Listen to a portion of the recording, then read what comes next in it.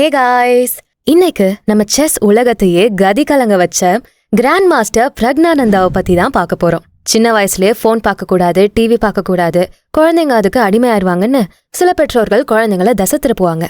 நம்ம சின்ன வயசுல டிவி பார்க்க கூடாதுன்னா மோஸ்டா விளையாட்டு பொருட்களை தருவாங்க, இல்ல வெளியே போய் விளையாட சொல்வாங்க. ஆனா இதுவே குழந்தைங்களை சாதனையாளர்களா மாத்துச்சுன்னா எப்படி இருக்கும்?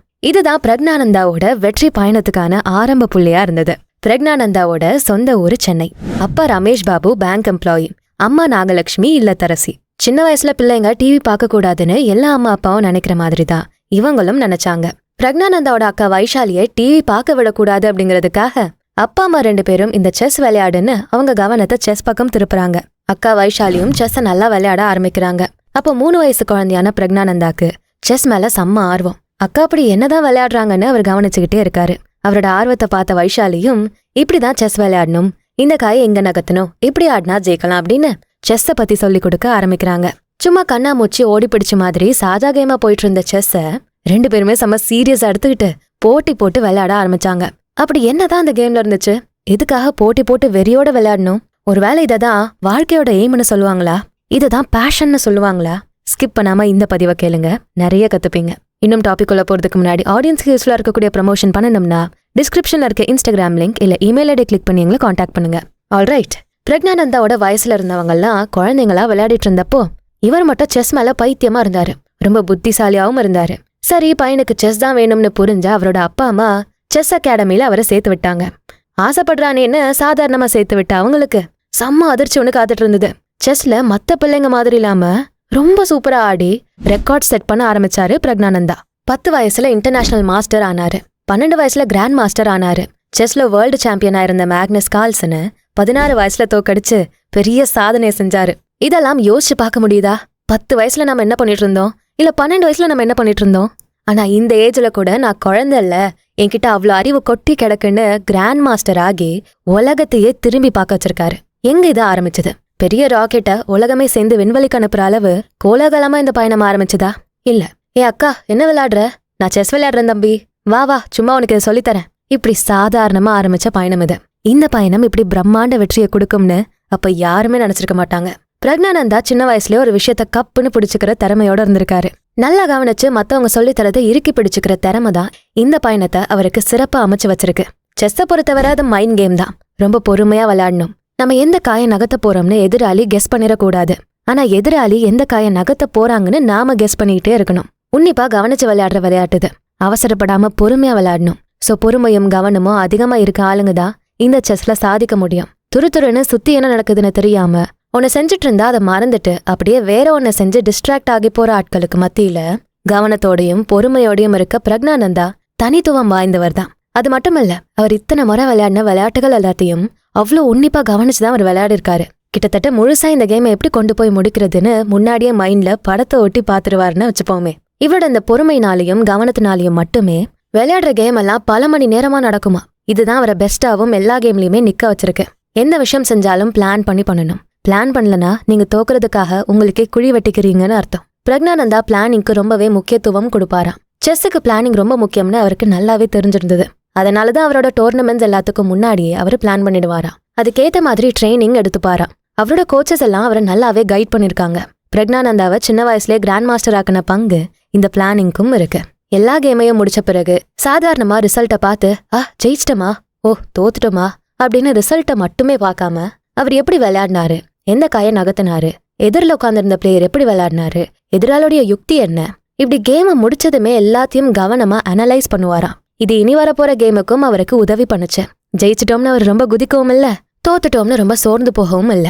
எல்லா கேம்ல இருந்துமே அவர் நிறைய கத்துக்கிட்டாரு. என்னெல்லாம் தேவை, எதெல்லாம் செய்யணும், இப்படி எல்லாத்தையும் கத்துக்கிட்டாரு. நான் செஸ் விளையாடணும்னு சொன்னதும் எல்லாரும் சரி நீ போன்னு சொல்லல. ஆடின முதல் மேட்ச்லயே அவர் ஜெயிச்சு கிராண்ட் மாஸ்டராவும் ஆகல. எல்லாமே பொறுமையா நடந்தது. நான் செஸ் ஆட போறேன்னு சொன்னப்போ எங்க நம்ம பையன் தசை மாறிடுவானோ, நல்லா சம்பாதிக்காம போயிடுவானோ அப்படிங்கிற பயம் அவரோட அப்பாவுக்கு இருந்ததுதான். எல்லா அப்பாவும் நினைக்கிறது தான் இது. ஆரம்பத்துல அப்பா வேண்டான்னு தான் சொல்லியிருக்காரு. 10 வயசு பையன் செஸ்ன்னு சொல்லி படிப்பை கவனிக்காம விட்டுட்டா எப்படி இந்த சமூகம் போற போக்குல நம்ம போக முடியும்? சரிதானே? எல்லாரும் படிக்கணும், ஸ்கூல் முடிக்கணும், காலேஜ் முடிக்கணும், டிகிரி வாங்கணும், ட்ரைனிங் எடுக்கணும், நல்ல வேலையில உட்காந்து நல்ல சம்பளம் வாங்கணும், இஎம்ஐல எல்லாத்தையும் வாங்கி போடணும். இதுதானே ருட்டீனா இந்த சமூகத்துல எங்கிட்டு இருக்க பயணம். சில பேர் தான் அதுல இருந்து தத்தி தாவி ஓடி வந்து தான் நினைச்சதை சாதிக்கிறாங்க. தத்தி தாவி ஓடி வந்து சாதிக்கிற கூட்டத்துல பையனும் ஒரு ஆளா இருப்பான்னு நம்பிக்கையோட தான் அப்பா சரி ஒரு ட்ரை கொடுத்து பார்க்கட்டும் அப்படின்னு விட்டுருக்காரு. எடுத்ததும் பிரக்னானந்தா எல்லாத்துலயுமே ஜெயிக்கல.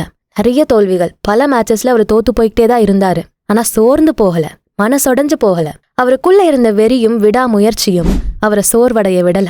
நீ இத்தனை மேட்ச் விளையாடுனல்ல, இவ்ளோ தப்பு நீ பண்ண, இதுக்கு பதிலா இதை பண்ணிருக்கலாம்னு அவரு கத்துக்கிட்ட மொத்த பாடத்தையும் வச்சு முன்னோக்கி தான் போனாரு. உண்மையான சாம்பியன் எத்தனை முறை தோத்தாலும் அதுல இருந்து அவன் என்ன கத்துக்கிட்டானோ அதை வச்சு முன்னேறி போய்கிட்டே இருப்பான். எதிராளிய தோக்கடிக்க புது புது யுக்திகளை யூஸ் பண்ணுவான். எல்லாத்துல இருந்தும் லேர்ன் பண்ணிக்கிட்டே இருப்பான். அப்படி பாக்குறப்போ பிரக்னானந்தா ரியல் சாம்பியன் தான். ஏன்னா அவர் ஆடின எல்லா மேட்சையும், நகர்த்தின எல்லா காயையும் சும்மா கேமா பார்க்கல, கத்துக்கிறதுக்காகவும் வளர்றதுக்காகவும் உருவாக்கப்பட்ட வாய்ப்பா பார்த்தாரு. பிரக்னானந்தா தன்னோட திறன்களை நல்லா கூர்மையாக்க தினமும் குறைஞ்சது 6 மணி நேரம் செலவு பண்ணுவாராம். வாரம் ட்ரைனிங் கேம்ப்ஸ் வைப்பாங்க. காலையில 10 மணில இருந்து சாயந்தரம் 5 மணி வரை அந்த கேம்ப் நடக்கும். எல்லா கேம்ப்லயுமே பிரக்னானந்தா மிஸ் பண்ணாம கலந்துகிட்டாராம். ஆன்லைன்ல பெரிய பெரிய செஸ் பிளேயர்ஸ் எல்லாம் எப்படி விளையாடுறாங்கன்னு அதுலயுமே நல்லா கவனம் செலுத்திருக்காரு. தொடர்ந்து அவர் பண்ண பயிற்சியும் அவருக்கு செஸ் மேல இருந்த பேஷனும் தான் சின்ன வயசுலயே இவ்ளோ பெரிய சாதனைய அவரை அடைய வச்சிருக்கு. ரொம்ப பணிவா ஆரம்பிச்ச இந்த பயணம் கோலாகல வெற்றியை கொடுத்திருக்கு.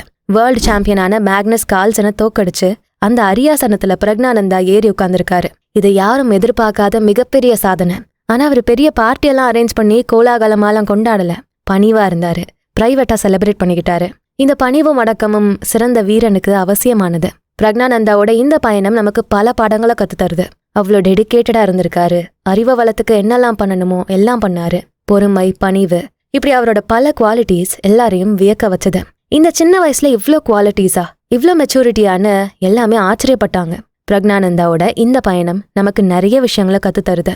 எதை ஆரம்பிக்கணும்னாலும் நாளைக்கு நாளன்னைக்குன்னு தள்ளி போட்டுக்கிட்டே போகாம சீக்கிரமே, ரொம்ப சீக்கிரமே சின்ன வயசுலயே ஆரம்பிச்சிடணும். பிரக்னானந்தா ரொம்ப சின்ன வயசுலயே தன்னோட வெற்றி பயணத்தை ஆரம்பிச்சிட்டாரு. இதுதான் என்னோட பேஷன்னு ஸ்ட்ராங்கா இருந்தாரு. பட் நம்மள சிலருக்கு நம்மளோட பேஷன் எதுன்னும் தெரியல, நமக்கு வேண்டியது எதுன்னும் தெரியல. சரி ஓகே, இந்த பிசினஸ பண்ணலாம்னு நினைச்சாலும் 20 வயசு தானே ஆகுது, இன்னும் டைம் இருக்கு அப்படின்னு தள்ளி போடுறோம். சாதிக்கிறதுக்கு வயசு தேவையில்ல.